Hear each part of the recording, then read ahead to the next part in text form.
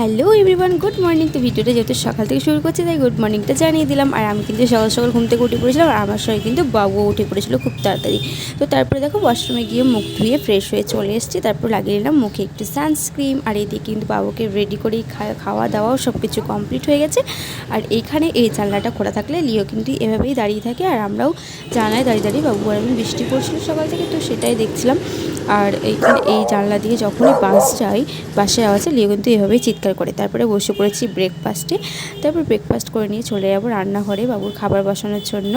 চলে এলাম রান্নাঘরে, আর এখন বাজে হচ্ছে 11:20। বাবুর খাবার বসাবো। আর আজকে তো সকাল থেকে বৃষ্টি হচ্ছে, ঠান্ডা ঠান্ডা ওয়েদার, তো আমাদের খিচুড়ি হচ্ছে, তো ভাবলাম বাবুকেও আজকে খিচুড়ি করে দিই। তো বাবুর খিচুড়িটা কীভাবে বানায় চলো তোমাদেরকে রেসিপিটা শেয়ার করে নিই। তো এখানে সমস্ত রকম সবজিগুলো কাটতে বসে পড়েছি, আর সমস্ত সবজি কিন্তু কাটা হয়ে গেছে। আর সবজির মধ্যে এখানে দিয়েছি গাজর, আলু, পেঁপে আর কিছুটা কুমড়ো। তো এখানে কুকার বসিয়ে দিয়ে গরম করে দিয়ে দিয়েছি 1 চামচ ঘি, তার সঙ্গে দিয়েছিলাম 4 থেকে 5টা জিরে ফোড়ন।